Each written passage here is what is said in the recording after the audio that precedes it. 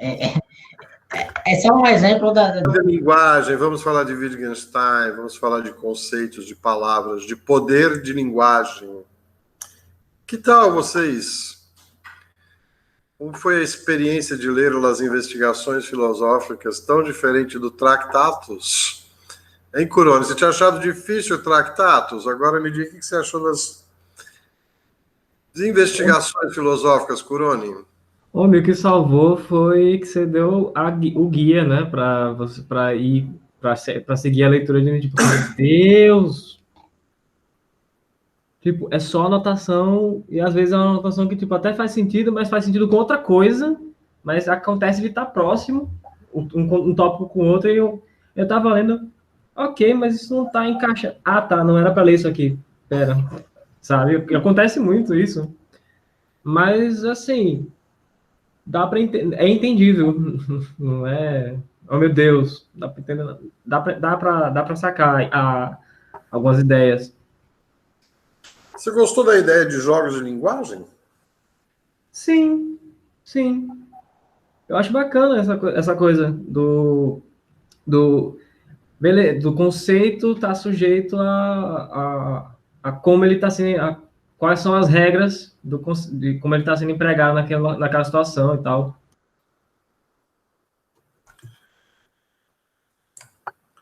Por que só eu que apareço nessa sala de aula, hein? Cadê as outras pessoas? Agora só eu. É. Sozinho. Tá vendo como é desagradável, Curone? Todos te abandonaram. Né? O Ronald, a Joyce, o Anderson, o Júlio, todos resolveram te abandonar. A Amanda, Gabriel. Triste. Não, tô aqui, professor. É porque... Não, tô vendo não. É porque o meu computador aqui ele fica muito travado se eu ligo a câmera, mas eu tô ligando aqui de volta aí para ficar mais... Então, Anderson, mesmo sem imagem, vai lá. Como é que foi ler as investigações? Oi, tá ouvindo? Oh, claro. Eu tinha lido, assim, eu não confesso que eu não cheguei a ler na totalidade, eu tinha lido anteriormente, eu tinha começado a ler, mas eu não tinha dado seguimento, eu tinha começado a ler quando o senhor mesmo já tinha colocado essa sequência aí, quando a gente estava com aulas presenciais ainda, aí eu tinha começado a partir dali, e assim, é interessante como ele coloca, né, e realmente, para mim, é quase que impossível o que ele está querendo dizer ali se a pessoa não tenha lido antes o Tratatus, né? Ele vai estar indo de encontro com algumas ideias que ele já defendia ali, ele vai se contrapor a elas mesmas, e é bem interessante, né, essa parte que ele faz dessas investigações, eu acredito que seja onde vai ser a filosofia dele mesmo, né? Ele vai tirar essa coisa da essência, né? Tirar esse argumento mais metafísico e dar um embasamento mais lógico, né? Na própria filosofia dele. Então, para todos vocês que estão aqui na sala, alguma coisa que tenha ficado muito duvidosa no texto? Alguma coisa que alguém gostaria de perguntar sobre o texto? Jaime, para falar a verdade, assim, eu não sei se eu consigo bem dizer assim, uma pergunta, uma coisa assim, mas como o pessoal tá falando assim, tipo, eu lembro o negócio que Corone falou sobre parecer, tipo, do Tractatus, né, de parecer ser umas anotações dele que era só para ele entender. Eu senti isso um pouco aqui, só que de uma maneira diferente, assim. E, tipo, eu achei, assim, que tem muitas partes que eu entendia muito bem, assim, que eu achava bem interessante. Tinha umas que eu tinha uma certa dificuldade e tinha algumas passagens que eu não fazia ideia do que ele falava, assim. Eu, sei lá, eu lia, relia. Aí depois que eu ficava muito tempo eu dizia, não, deixa quieto, vou pra próxima, senão eu vou ficar só aqui. E, tipo, realmente não entendia, sabe? Por exemplo, eu até marquei aqui algumas aqui, sei lá, o parágrafo 213, eu não... Mesmo olhando o que estava ao redor, eu não conseguia entender o que necessariamente ele estava querendo dizer em algumas partes. Eu acho que aquela parte que é grande também, que é 206 a 242, ela era cheia assim de altos e baixos que, assim, no final eu entendi a noção geral, mas alguns detalhezinhos eu não sei se pegava muito bem, mas no geral eu achei muito interessante. Teve muitas coisas, assim, como você mandou várias partes e tal, ele aborda várias coisas, assim, apesar de ter esse norte dos jogos de linguagem, né, ele vai falando várias coisas e tem muita coisa que eu achei muito interessante, mas eu fiquei com isso, sabe? Tipo, teve umas coisas que eu achei muito legal quando ele fala da questão do jogo de tênis e tal, sobre uma metáfora para explicar o que é que seria essa regra, que ao mesmo tempo tem um certo tom de tipo, não determinismo essencialista, mas ao mesmo tempo são regras, sabe? Outra que eu achei legal também é uma que ele fala sobre os prodígios em cálculos, aqueles que chegam ao resultado correto, mas não podem dizer como, né? Tipo, ele tá fazendo umas críticas, mas a esse academicismo e tal, e tipo, eu achei muito parecido com eu não sei falar o nome, mas é até um cara que tem aquele filme que é um indiano que vai para Cambridge e tal e descobre alguns. Enfim, eu tava muito com isso na cabeça na época. Eu gostei muito do texto, na real, mas ficou com esse aspecto meio montanha-russa de altos e baixos. É o 203 que você disse que ficou estranho para você? 213.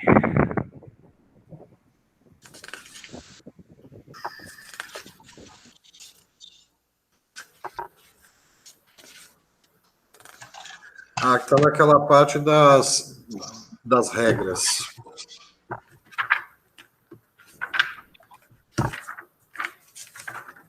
Pega 213.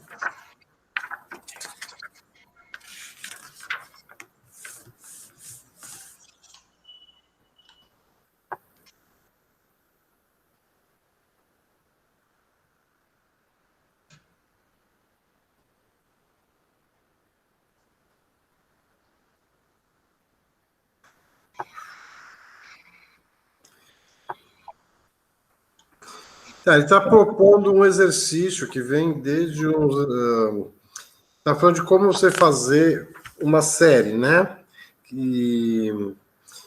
Uma sequência, né? Que pode ir até o infinito, etc. Então, exemplos de matemática, exemplos de abreviações. Né? Então, ele vem discutindo isso. Qual o critério que você tem para definir essas séries, qual é o ponto de partida, né? Então, como é que você justifica essa série, essas escolhas que você faz, né? E aí, então, 213, mas este início de série poderia ser, evidentemente, interpretado de modo diferente, você precisaria, pois, primeiramente, escolher uma dessas interpretações. Ele vai dizer, de modo algum, não precisaria escolher uma delas. Uma dúvida era possível em certas circunstâncias, mas isso não quer dizer que eu duvidei ou mesmo que pudesse duvidar. Então, assim, o fato de que eu tinha uma dúvida sobre por que você fez aquela escolha, tá? Não que eu tenha que necessariamente ter essa dúvida. Outra pessoa poderia não ter essa dúvida e aceitar esse meu critério e ponto final. Apenas a intuição poderia levantar essa dúvida. Se ela é uma voz interior, como sei como devo seguir e como sei que ela não me engana? E aí, pois se ela pode me conduzir corretamente, também pode me enganar. Então, assim, um argumento da pessoa que está dizendo que você precisa ter uma justificativa para a série é o apelar para a ideia da intuição, de que eu segui aquela sequência, mas a intuição me dizia para fazer de outro modo, e então por isso eu sou obrigado a questionar tal.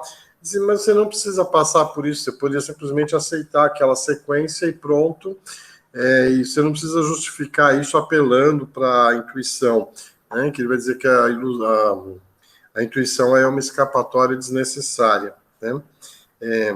Então, veja bem, e aí eu acho que a grande sacada que está no 1114 para você entender isso. Ele vai dizer, se é necessário uma intuição para desenvolver a série 1, 2, 3, 4, Né? Então, o que eu estou fazendo? Se eu tenho uma série 1, 2, 3, 4, qual é a sequência? É x mais 1, x mais 1, x mais 1, x mais 1. Tá? Então, essa é a lógica que tem aqui. Então, o que está querendo dizer aqui? Numa sequência, sempre tem uma lógica. Tá? Ele vai dizer, bom, e para desenvolver a série 2, 2, 2, 2, 2? Bom, também tem uma lógica aqui. Né? Não é porque é repetição que eu não vou ter uma lógica. A lógica aqui vai ser o quê? X mais 0, x mais 0, x mais 0, não é? Ou seja, que não há alteração no número, por isso que vai se repetir sempre o número 2. Né? Então ele vai dizer assim, existe igualdade, existe um procedimento que não é o mesmo procedimento, mas que é a mesma lógica que em cada uma dessas séries eu emprego. Né? E aí, depois disso, ele vai entrar com uma outra discussão sobre o que é igualdade e tal. Né? Então, assim, vai voltar naquele problema lá do Frege, né, da igualdade, e vai dizer, bom, se a gente dissesse que apenas o que é igual a ele mesmo, né, então não precisaríamos nem falar de identidade, né, porque o problema da identidade não é dizer que A é igual a A, aí tudo bem. Né? O problema da identidade surge quando você diz que A é igual a B. Tá? Então, se eu digo que a estrela da manhã é igual à estrela da manhã, ok, tranquilo. Tá? Mas, se eu digo que a estrela da manhã é igual à estrela da tarde, bom, aí já talvez precise de uma explicação de porque onde é que está essa igualdade. Né? Então, assim, o fato de eu dizer que 1, 2, 3, 4 tem a mesma lógica que 2, 2, 2, 2, 2, eu estou dizendo que há uma igualdade entre essas duas séries. Tá? A igualdade qual é? No procedimento, né? Na lógica que está aqui. Não é necessariamente usar as mesmas expressões matemáticas, mas a lógica que orienta as duas é a mesma coisa. Então, é aí que existe uma igualdade, a gente pode identificar isso. Né?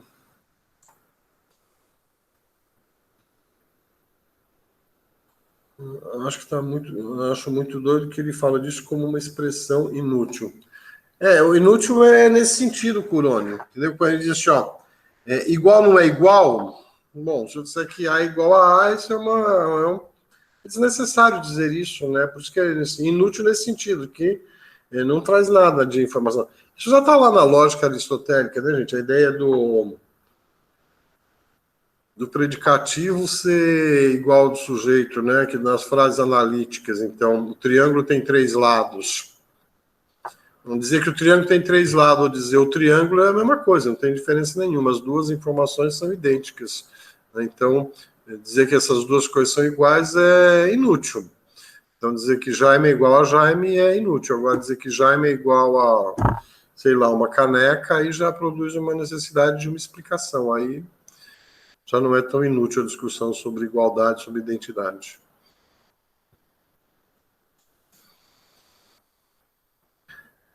E olha, para quem está discutindo teorias da democracia, a discussão sobre identidade e representação que a gente está fazendo lá é a mesma coisa. Né? Onde é que surge o problema da identidade? É justamente do fato de que no mesmo grupo não são todos 100% idênticos. Né? Se fosse um grupo 100% hegemônico, não teria problema nenhum. Né? Mas é quando você tem um grupo que pega uma abordagem identitária, dentro de uma identitária você tem várias identidades aparentadas, né? Então o perigo da representação aí das políticas identitárias é você ignorar essas múltiplas facetas que existem dentro de uma identidade. Né? Aí sim, isso é útil discutir. Né? Jaime, eu fiquei com uma questão em relação a esse... Deixa eu ver aqui o aforismo. O 203. A linguagem é um labirinto de caminhos. Você entra por um lado e sabe onde está, você chega por outro lado ao mesmo lugar e não sabe mais onde está. Eu me senti meio confusa com esse aforismo. O que você tentou, assim... O que você achou, assim, dele? Onde é que ficou confuso? Porque, assim, eu fui fazer, na verdade, eu estava fichando o texto e eu às vezes faço algum comentário ou alguma coisa sobre, eu tento resumir, eu não consegui fazer isso com essa frase, né? Davi, por que você achou esse um dos trechos mais legais? Sei lá, achei muito bem escrito, achei bem confluente, por exemplo, com aquela. Eu acho que no próprio Tractatus que ele já fala da linguagem como sendo um ardil.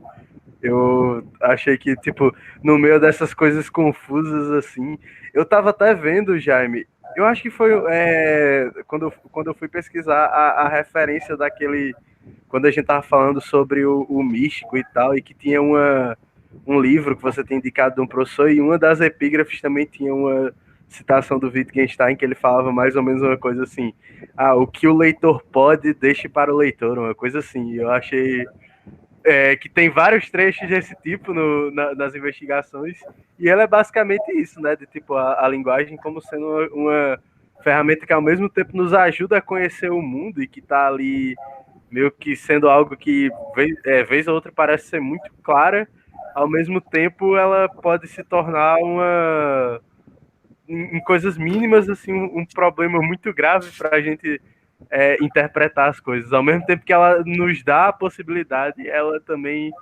deixa as coisas meio confusas às vezes.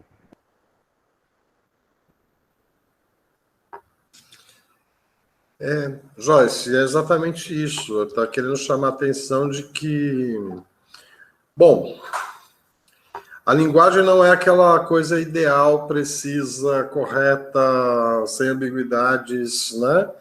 Então, assim, é uma ideia que já estava lá no Wittgenstein do primeiro começo, de que a linguagem ela é criadora de uma série de problemas, né? O Roland Barthes, depois, num texto dele, vai falar que a linguagem é essencialmente fascista. Né? E o Barthes vai dizer que a linguagem é fascista não pelo que ela nos proíbe de falar, mas pelo que ela nos impõe a falar. Que o próprio modo de funcionamento da linguagem numa cultura impõe certos discursos para a gente, sabe? Que a gente é obrigado a reproduzir certos esquemas linguísticos, certas expressões, tá? E nesse sentido que ele vai dizer que a linguagem é fascista. Então, aquela imagem famosa do Wittgenstein, que eu coloquei na aula quando comecei a falar das investigações, aquela frase assim, qual o teu objetivo em filosofia? Né? Mostrar a mosca a saída do vidro.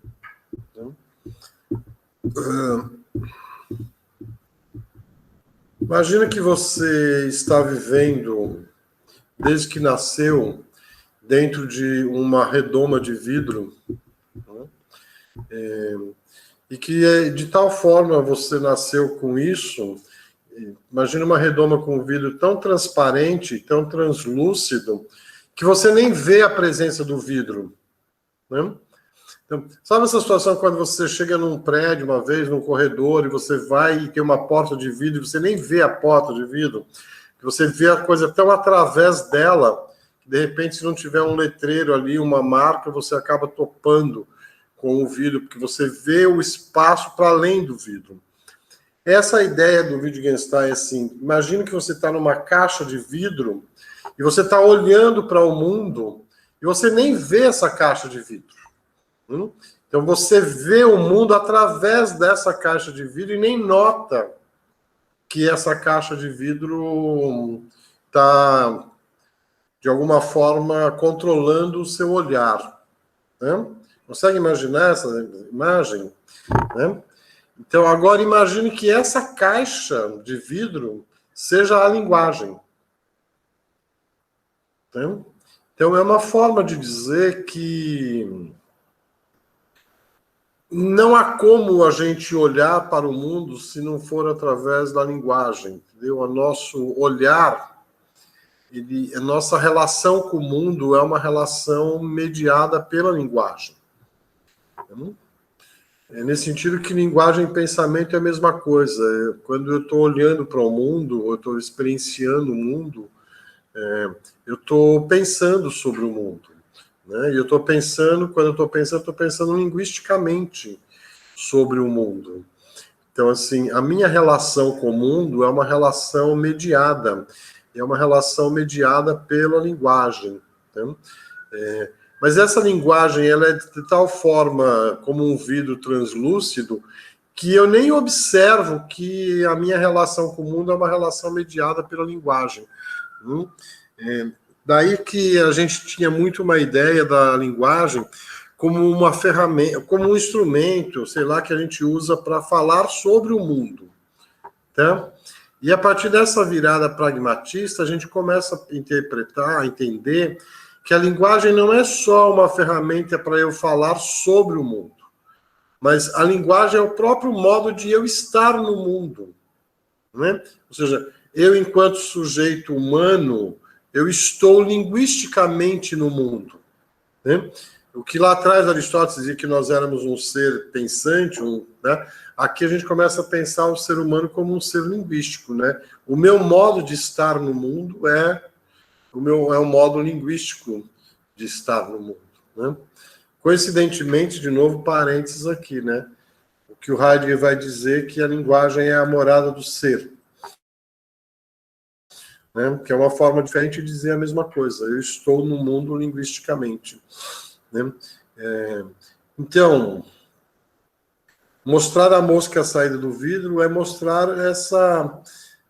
como é que eu mostro para a mosca a saída do vidro? Como é que eu mostro para o humano que ele é um ser dotado de uma relação linguística com o mundo? Que é isso que eu estou querendo, na verdade, que as pessoas entendam isso. Entendeu? Que não posso falar da existência humana fora da linguagem.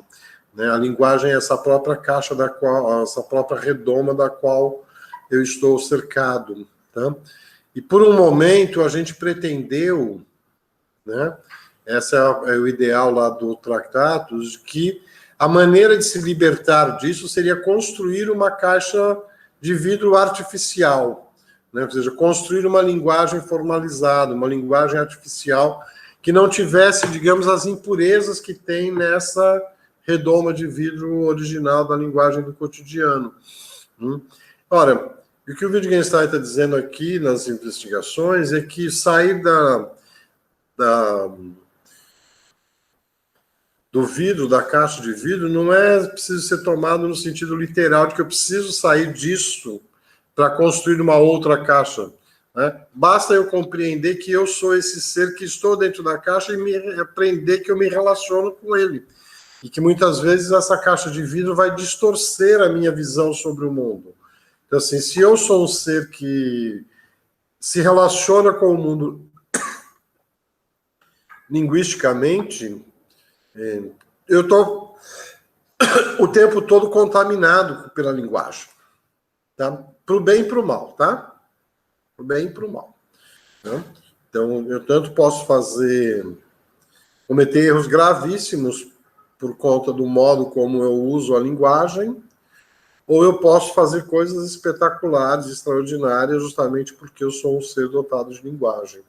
Então, sair do vidro aqui, a mosca, mostrar para a mosca a saída do vidro, é mostrar como que ela precisa se relacionar com isso, com a linguagem. Não precisa de uma linguagem nova.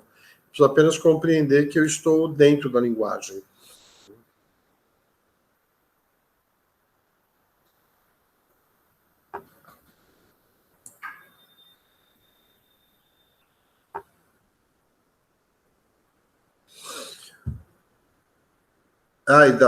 José, lindo isso. Posso dizer que a linguagem é um filtro transparente e não notamos que olhamos o mundo através desse vidro. Exatamente. Tá? E aí que está uma diferença que vai ser fundamental de você entender a diferença, por exemplo, entre ele e o Heidegger. Né? O Heidegger vai dizer mais ou menos a mesma coisa, só que ao invés de usar a imagem de um filtro ou de uma caixa de vidro, ou de uma garrafa de vidro, ele vai usar a ideia de um véu, né? Então, a ideia do Heidegger de que é preciso desvelar o mundo. Porque a imagem que o Heidegger tem é de que entre eu e o mundo existe um véu, que eu vejo o mundo através desse véu, e isso distorce o que é o próprio real. E que, então, aí a ideia de verdade, como a da aletheia heideggeriana, pensada como desvelamento. Né? Então, buscar a verdade é buscar retirar, o desvelar é tirar o véu, né, para que eu tenha uma visão direta do real, né? O que obviamente é uma impossibilidade, né? Isso era uma ideia que estava, essa ideia de verdade como aletheia, como desvelamento, é uma ideia que está lá no Heidegger do começo, né? De ser e tempo. Depois, mais adiante, quando ele se voltar para a linguagem, ele vai se perceber que não, né? Porque eu não preciso ter esse processo de desvelamento, porque eu vou assumir a realidade tal como ela é e ponto final, né? Então, eu vou assumir que a linguagem é onde está a morada do ser e ali eu vou residir. Então, Jaime, posso fazer uma pergunta? claro. Não sei se é nesse ponto que você falava também de que a linguagem ordinária, digamos assim, seria suficiente para a gente no dia a dia, etc. E para as colocações também. Mas o que eu me pergunto, assim, é porque ele faz toda uma discussão ali no que diz respeito a conceitos e a delimitação de conceitos, etc. Mas o que eu fico me perguntando seria, então, como produzir alguma forma de saber que não fosse exatamente o saber do senso comum, ou isso não é uma preocupação. Mas isso não sendo uma preocupação também, me causa uma certa preocupação, na verdade. Mas, o Gabriel, o fato de eu assumir a linguagem ordinária não impede que eu vá além do senso comum. As teorias científicas não precisam de linguagem simbólica formalizada para ser escritas. Nem a filosofia precisa disso, nem a poesia. Nós fazemos poesia, fazemos filosofia, fazemos ciência com a linguagem ordinária. Fazemos senso comum e fazemos ciência, fazemos teologia e filosofia com a linguagem ordinária mesmo. Estamos no mundo, nos relacionamos com o mundo, construímos relações com a linguagem ordinária. Não preciso ir além disso. Essa é a grande diferença. Então, você viu que teve um momento que o Davi falou, que ele disse, isso daqui também já estava lá no Tractados. Quando você começa a ler o Tractados, depois ler as investigações, você vai identificando pontos que são comuns das duas, né? Que eu disse mais de uma vez aqui, assim, eu vejo como um contínuo no pensamento do cara. Ele vai aperfeiçoando o pensamento dele, vai modificando algumas coisas, vai abrindo mão de algumas teses, vai rechaçando algumas teses, trazendo outras, mas existem muitas coisas que permanecem, né?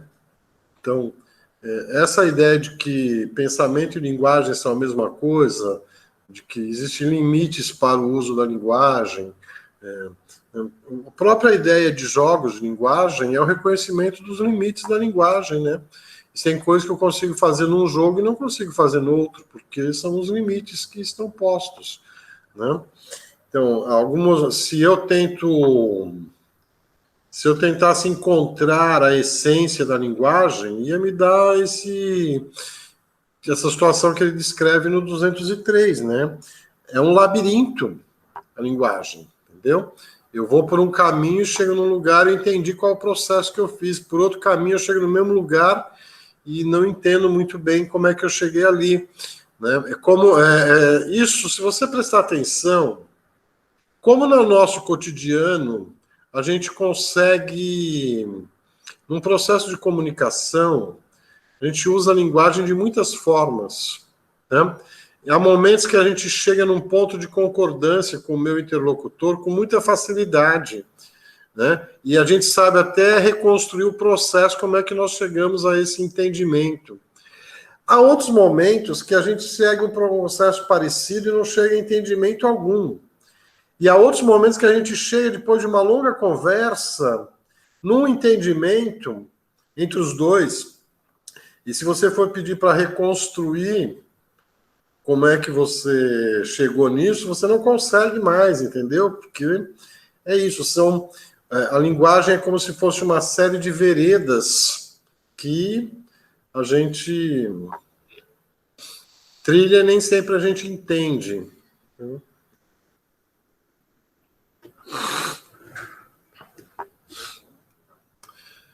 Quando você tenta se deslocar na cidade de Bruxelas, na Bélgica, você entende muito do que o Wittgenstein fala sobre esse labirinto de caminhos. Né? Porque Bruxelas é assim, ó, você está aqui, ó, aí você olha no mapa, tá? Você quer vir para esse ponto aqui, ó, tá? Aí o mapa diz, ó, faça esse caminho aqui que você vai chegar aqui, ó. Ou então ele diz, faça esse caminho aqui que você vai chegar aqui, ó. Aí você pega e faz exatamente o que o mapa mandou você fazer, só que você não chega aqui, ó. Você faz o que o mapa mandou fazer e você dá a volta e chega no mesmo lugar onde você estava antes. Às vezes o mapa diz assim, siga uma reta para chegar na prefeitura. Você está aqui na igreja e quer ir na prefeitura, siga a reta. Aí você segue a reta e você não chega na prefeitura, você dá de volta na própria igreja. Porque a reta, na verdade, no mapa parece uma reta, quando você vai ver na prática, é uma curva. Né? Então, assim, eu digo que foi uma das experiências mais estranhas que eu já tive na vida, porque eu saí, assim, do norte da Alemanha de carro, atravessei a Holanda, entrei na Bélgica, levei 2 horas para ir do norte da Alemanha, atravessar a Holanda e chegar em Bruxelas. Aí eu cheguei em Bruxelas, para chegar no hotel onde eu estava, minha reserva, que era no centro, a gente estava com GPS no carro, 2 pessoas no carro, nós paramos para comprar um mapa impresso, tá? E nós levamos 3 horas para chegar no hotel. Dessas 3 horas, nós levamos 40 minutos olhando para o hotel. Porque a gente chegava na praça, via o prédio do hotel, aqui não pode entrar, então vamos dar a volta. Você dava a volta, dava a volta, dava a volta, quando chegava a 100 metros do hotel, a rua virava a contramão e você não podia mais ir em frente. Então nós ficamos 40 minutos rodando em volta de uma praça que a gente via o hotel e não conseguia chegar lá. Nós só chegamos porque nós estacionamos o carro a 100 metros do hotel e fomos a pé. Porque nós não conseguimos encontrar um modo de chegar no hotel. Depois de 4 dias fui embora sem saber como chegava naquele hotel, entendeu? É essa experiência que o Wittgenstein disse para a gente em relação à linguagem. Quando você tenta entender a linguagem, você descobre que a linguagem é um exercício de labirintos de caminhos. Não? Você tenta ir para um lugar e quando você vê, você está em outro lugar completamente diferente. Né? Amanda viu uma experiência hoje, né, Amanda? de outra reunião, assim, que eu disse uma coisa numa discussão, dei um exemplo, e as pessoas levaram para um caminho completamente diferente. Eu não estou nem culpando as pessoas.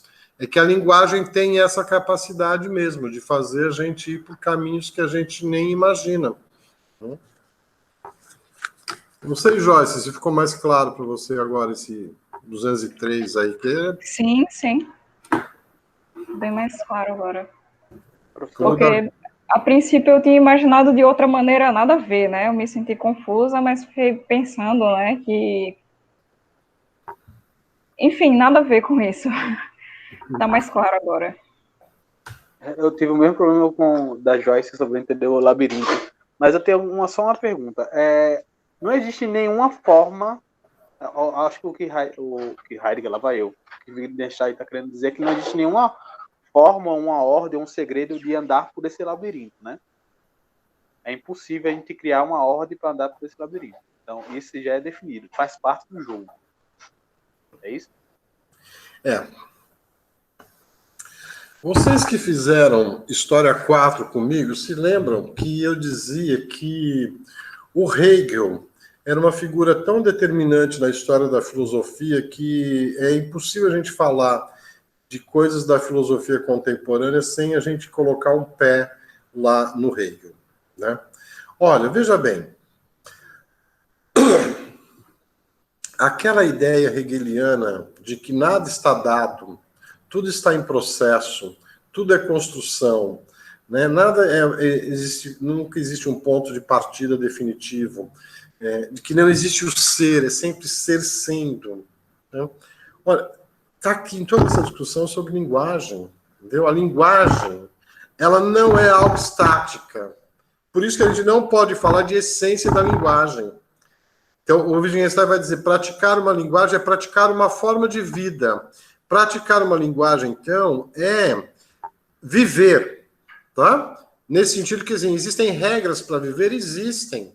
Mas nem tudo está pré-determinado em termos de regras, né? Existem muitas regras do nosso existir que nós vamos construindo no próprio existir.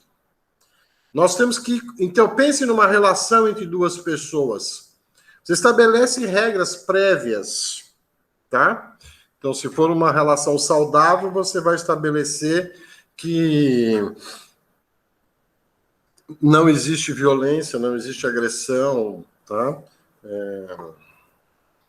Não existe estupro culposo, tá?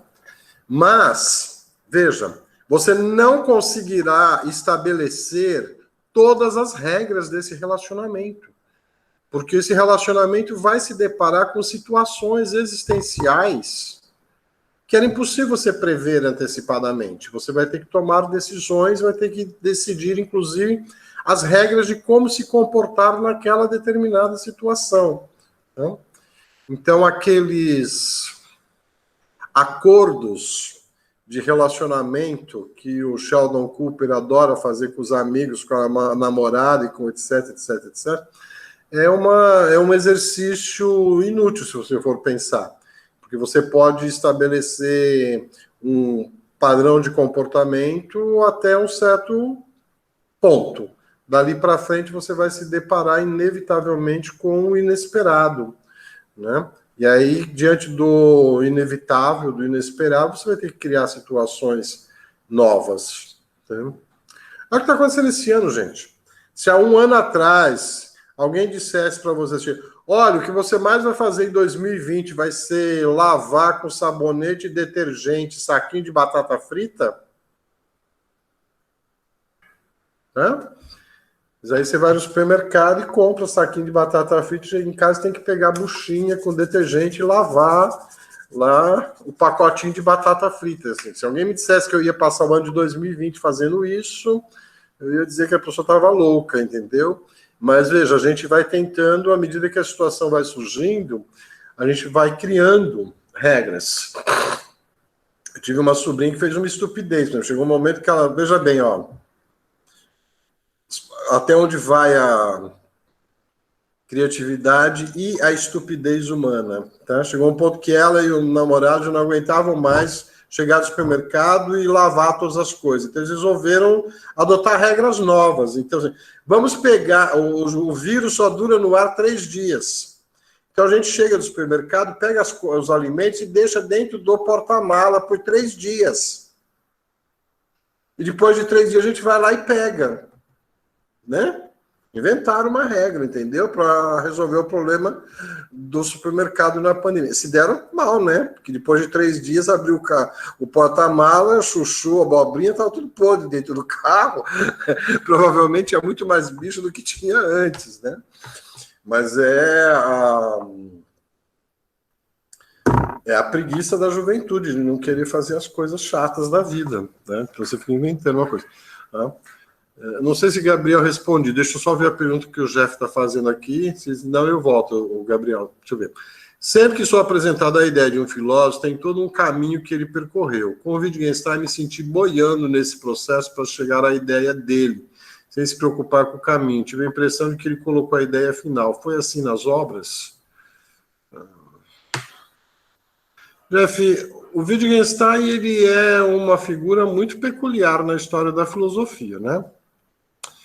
Então começa assim uma pessoa que não era da filosofia, que vai para estudar lógica, mas é que é uma figura de uma genialidade tão grande, né, que é capaz de pegar um monte de coisa que estava acontecendo, bater no liquidificador e pá, né, e sai ali o Tractatus, né, daquela forma ali que, se você for ver, é uma síntese de tudo que estava sendo discutido ali pelo Moore, o Frege, o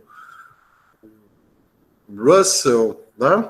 que é o exemplo que eu usei na semana passada, assim, que a ideia de que era um grande quebra-cabeça que as pessoas construindo e faltava uma peça, e o Wittgenstein chega e coloca a peça ali do atomismo lógico e completa aquela imagem, tá? Então, quando você pega essa primeira fase dele, assim, tal, é mais fácil você compreender. Mas depois que vem esse segundo momento da obra dele, em que não há mais uma sistematização, né? Então, quando você lê as investigações, você vê assim, ele vai saltando de um assunto para outro, entendeu? E ele está escrevendo muito como assim, eu tive uma ideia e eu vou lá e anoto aquela ideia para depois eu transformar isso num texto. Ele nunca conseguiu fazer isto, né? E ao mesmo tempo que ele estava escrevendo essas anotações, ele estava escrevendo milhões de outras coisas também, né? Então, porque justamente uma pessoa muito genial, ela está sempre pensando em muitas coisas ao mesmo tempo, né? Então, organizar isso tudo é complicado, né? Então, ó, existem, eu acho que tive a impressão que ele colocou a ideia final. Eu acho que sim, há momentos que ele chega assim num ponto. Então, por isso que quando eu comecei a falar das investigações, eu falei assim, olha, as investigações têm muito uma antecedência que está nos cadernos marrom e no caderno marrom e no caderno azul, né? Porque eram ideias que ele já estava ali começando a desenvolver e que ele está amadurecendo. E nas investigações tem muito do registro dessa maturação, né? Então, se você pegar essa sequência que eu sugeri que vocês lessem para entender jogos de linguagem, né?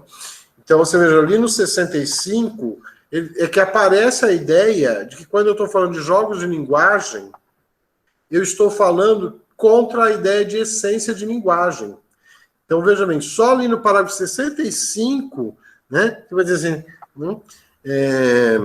eu não estou falando da forma geral da proposição, né? Eu não estou indicando nada que é comum a tudo aquilo que chamamos de linguagem, tá? Eu digo apenas que há uma coisa comum entre esses vários fenômenos, né? Que ele vai chamar isso de familiaridade, né? Aproximações. Então, veja bem, aqui ele chega meio que assim a dizer, olha, eu estou falando de jogos de linguagem justamente porque eu abandonei a ideia de essência de linguagem. Eu não quero mais falar da forma geral da proposição e da linguagem, porque eu quero falar de vários usos que nós fazemos da linguagem. Mas veja bem, isso está lá no parágrafo 65. Mas ele já vem discutindo linguagem desde antes, tá? Então, depois, se você vai lá no parágrafo 23, veja, ele já tinha aqui uma série de exemplos do que seriam os jogos de linguagem, né? Mas ele não tinha formulado, digamos assim, o conceito ainda, né? Então, veja bem, no parágrafo 23, ó, o termo jogo de linguagem deve aqui salientar que o falar da linguagem é uma parte de uma atividade ou de uma forma de vida. Imagine a multiplicidade de jogos. Tá vendo? Comandar, descrever um objeto, produzir um objeto, relatar um acontecimento, configurar, expor uma hipótese, apresentar o resultado de um experimento, inventar, fazer uma anedota, traduzir uma língua. Aqui ele estava numa fase em que ele está o quê? Listando exemplos que diz o que ele quer falar. Eu quero falar de uma coisa, eu não sei bem como dizer isso ainda, então eu estou escrevendo aqui exemplos, né? E quando chega lá nos parágrafos 65, ele diz, bom, aqui está bem claro para mim agora, eu não estou mais falando de essência de linguagem, eu estou falando de vários usos possíveis de linguagem, e é isso que eu estou chamando de jogos de linguagem, né? Depois, mais para frente, vai aparecer um outro problema, que assim, ele mesmo começa a dizer assim, bom, mas se você está falando de jogos, então assim, quais são as regras desse jogo? As pessoas falam assim, jogos de linguagem, então existem regras comuns a todos esses jogos? Aí você vê que para responder isso, como é que ele chegou nesse problema das regras? É justamente quando ele está pensando em vários tipos de jogos, né? Estou descrevendo isso como sendo jogos. Um jogo aqui, outro jogo ali, eu começo a dizer, por que eu chamo tudo isso de jogos? Tá? Então, um problema que vai surgir é o problema das regras, né? Que já lá no parágrafo 100 ele vai falar, né? As regras são vagas, tá? Mas, bom, Quem disse que eu preciso de uma ideia de exatidão? Aí, mas essa ideia de exatidão, que não está na regra, bom, eu já pensei nisso antes. Está lá no parágrafo 60, né? Quando diz que aquele exemplo que ele dá da vassoura, né? Que é um exemplo espetacular, assim, tal. Qual a diferença entre eu dizer assim, tem uma vassoura no canto e eu dizer tem um cabo de vassoura enfiado num pedaço de madeira com um pedaço de piaçaba que eu chamo de vassoura, né? Eu preciso fazer essa descrição tão exata para que as pessoas entendam o que eu estou dizendo? Não, né? Basta eu dizer... pegue uma vassoura ali no canto, né? E só para completar, tem um exemplo, um momento que ele diz assim, que alguém diz assim, né? Pare mais ou menos aqui, né? Veja, está ali no parágrafo 71.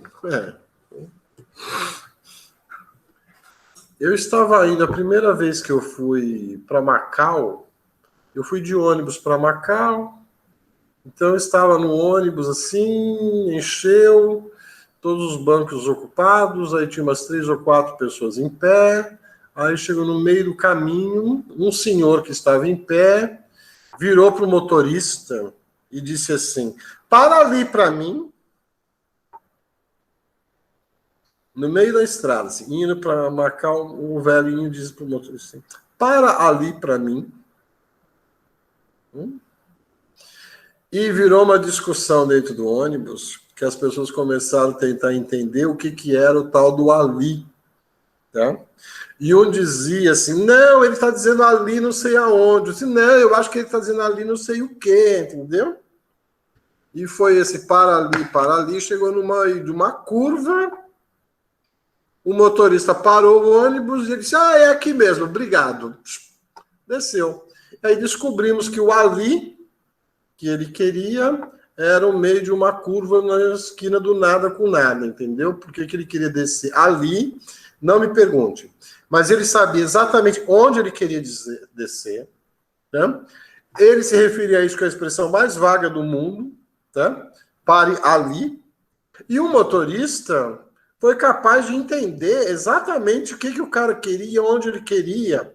Né? Enquanto as pessoas estavam nessa discussão dentro do ônibus, como se fossem esses críticos do Wittgenstein, como se fossem assim, não, mas espera aí, você não pode dizer ali, você tem que ser mais exato, mais preciso, tem que dizer onde, o que significa o ali, é antes da árvore, depois da árvore. As pessoas estavam querendo um ideal de exatidão, de precisão.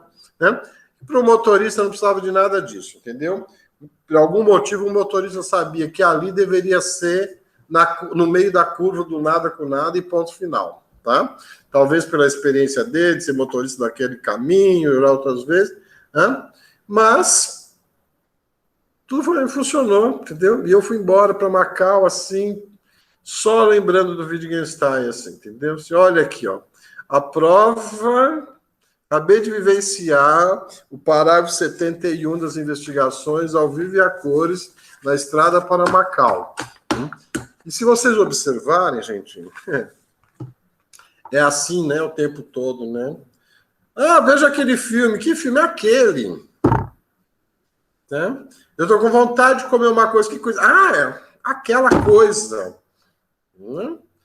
E as pessoas se entendem, tá? Inclusive na cama, né? Que existe de mensagens codificadas, eu quero isso, eu quero aquilo, e você não diz o que quer, mas acaba acontecendo exatamente como se quer, do jeito que se quer, não é? Nesse sentido, o Wittgenstein é bem legal nessa parte das investigações. A vida funciona com todas as imprecisões.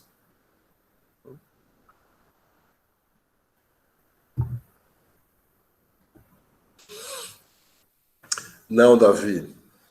Ele queria descer num lugar específico, ele sabia exatamente onde ele queria descer. Entendeu? Provavelmente devia ser uma casa, que tínhamos ali, devia ter uma casa ali. O que mais que vocês querem me falar sobre os jogos de linguagem?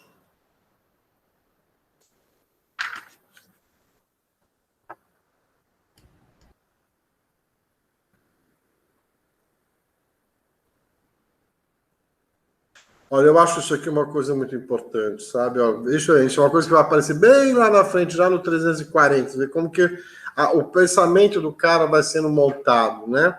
Lá na frente, né? Ele está dizendo assim, ó, não, 340, não podemos adivinhar como uma palavra funciona. Temos de ver seu emprego e aprender com isso. Gente, lembra que o cara tinha acabado de ser professor de ensino de língua alemã para criança lá atrás? Está na cara que isso daqui ele viu lá com as crianças. Entendeu? Como é que a criança aprende a usar as palavras? Ela vê o emprego, né? E ela vai por aproximação e erro, por adequação, né? Uma criança, de repente, ela vê uma palavra, ela ouve alguém falar uma palavra que ela acha bonita, ela não sabe nem na ideia do que significa, mas ela acha a palavra bonita. Ela começa a colocar aquela palavra no meio de toda e qualquer frase. Aí você chega lá, tem assim, várias frases que a criança coloca aquela palavra no meio de todas elas.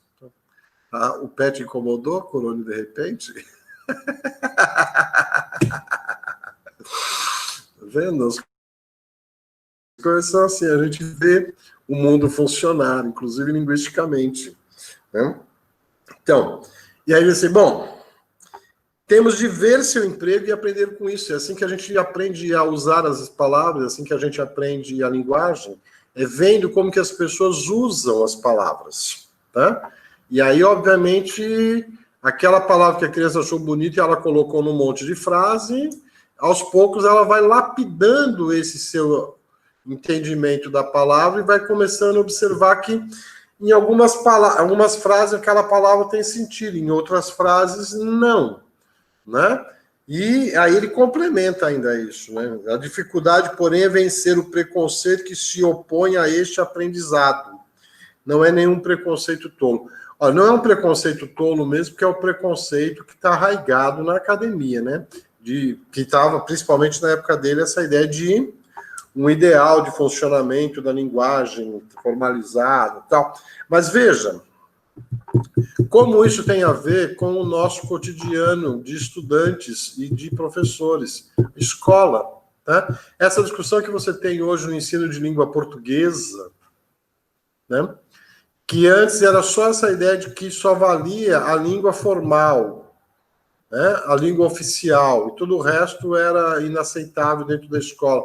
E hoje a escola já começa a trabalhar com uma concepção de linguagem que você, de repente, não segue as regras gramaticais para escrever um texto, mas você consegue escrever um texto que é comunicável, que é inteligível, que as pessoas conseguem entender. E aí, então, surge uma discussão, assim, para que eu preciso da regra gramatical, né? Em algumas circunstâncias eu preciso, em outras eu não preciso. Tá? É uma experiência que a gente passou, por exemplo, com a música brasileira. Você pega a Dona Irã Barbosa, né? Com os seus poemas, as suas canções, seus sambas, tá? Com todos os erros de linguagem que você possa imaginar. Tá? Mas o que o Adoniran Barbosa fez? Ele escreveu música usando a linguagem do cotidiano das pessoas, principalmente a linguagem do imigrante. Né? E antes você não podia fazer isso, porque a academia não aceitava esse tipo de composição. Né? Você teria que reescrever o linguajar popular numa linguagem erudita para que fosse aceito e reconhecido como música. O Adoniran Barbosa pegou a linguagem do cotidiano do imigrante italiano, com todos os erros possíveis, né? E transformou isso em letras de música e deu sambas maravilhosos, né? Como Trem das Onze, etc, etc, etc. Tá? E aí a gente descobriu assim, bom, por que eu não posso ter essa liberdade linguística quando eu estou fazendo música, né? Se na linguagem do cotidiano a gente usa a linguagem com todas essas imprecisões, com todas essas incorreções e ela funciona, né?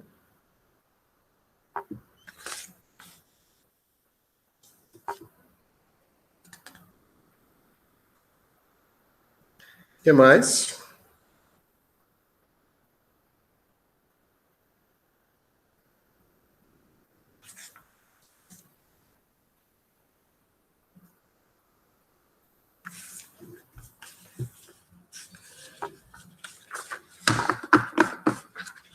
dentro desta discussão sobre jogos, cabe uma discussão à parte, que é sobre regras, né? Que começa ali no parágrafo 199, né? O que chamamos de seguir uma regra é algo que apenas uma pessoa pudesse fazer uma vez na vida. A regra é só tão individualizada assim, ou existem regras mais gerais? Tá? E aí que tá, o Wittgenstein estava dizendo que não é nem 8 nem 80. Né? Não existe uma regra para cada situação, para cada pessoa, mas também não existem regras absolutas que valem para todas as situações. Né? Então, existem, assim, alguns padrões de regras que a gente segue, né? E existem as variações. É como se ele pensasse regra dentro de uma banda, tá?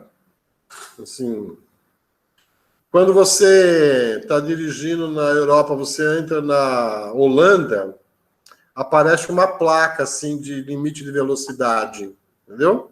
E a placa diz assim, limite de velocidade entre 80 e 120. O limite de velocidade é entre 80 e 120. Qual é o limite?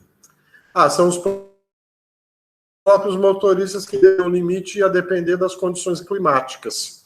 Então, se estiver chovendo ou estiver nevando, o limite vai ser 80. Os próprios motoristas decidem isso. Se tiver um dia lindo de sol, etc, etc, etc, o limite vai ser 120. Então, veja, você tem uma banda que as pessoas adequam o comportamento, estabelece a precisão da regra conforme o contexto em que ela está sendo aplicada. É isso que o Wittgenstein está falando em termos de linguagem. Né?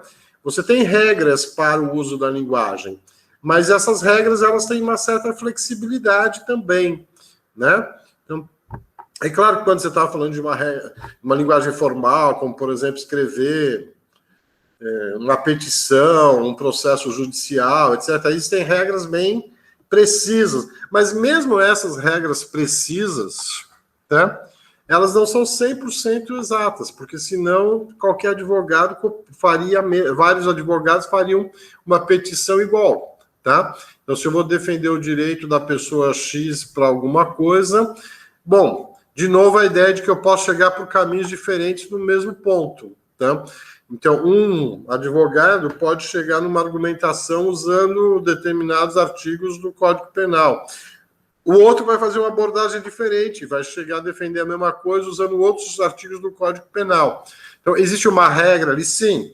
Uma petição tem que ter isso no cabeçalho, tem que ter essas informações, etc, etc, etc. Tem que apresentar o fato, depois tem que apresentar a justificativa, a argumentação, e lá no final um pedido para que seja considerado isso. Ok. Bom, mas como é que eu escrevo isso? Aí cada um, né?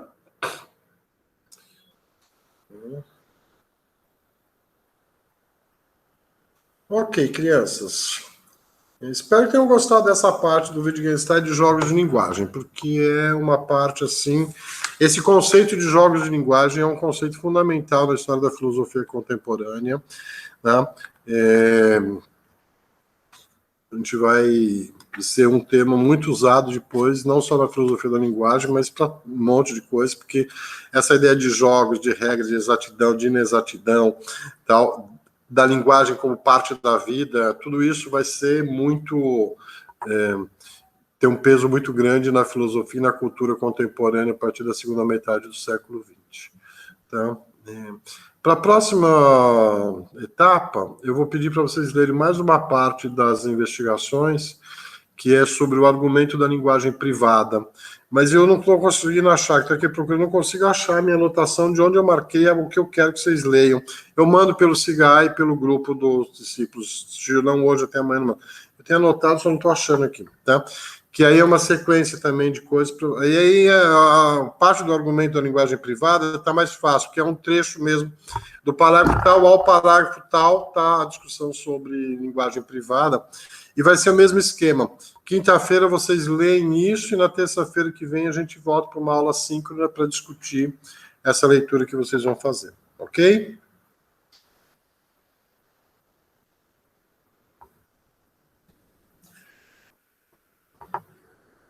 Rosas do deserto para vocês, ó, lindíssimas aqui, ó, brancas.